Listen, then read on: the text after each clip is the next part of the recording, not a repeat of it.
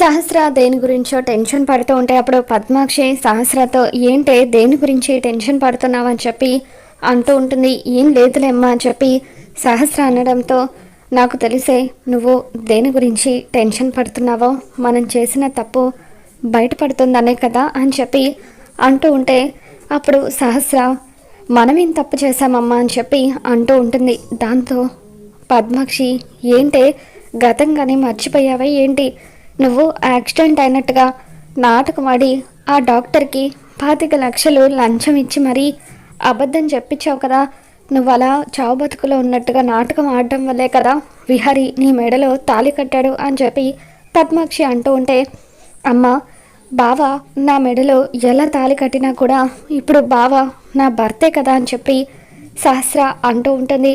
ఇక అలా వాళ్ళిద్దరూ మాట్లాడుకున్న మాటలన్నీ కూడా చాటుగా ఉండి అంబిక మొత్తం కూడా వినేస్తుంది. తల్లి కూతుళ్ళు ఇద్దరూ కలిసి ఇన్ని నాటకాలు ఆడి పెళ్ళి జరిగేలాగా చేశారనమాట. మీ సంగతి చెప్తానని అంబిక అనుకుంటుంది. మరి రాబోతున్న ఎపిసోడ్లో ఏం జరగబోతుందో మళ్ళీ మన ఛానల్లో తెలుసుకుందాం. ఈ వీడియో మీకు నచ్చినట్లయితే తప్పకుండా లైక్ చేయండి.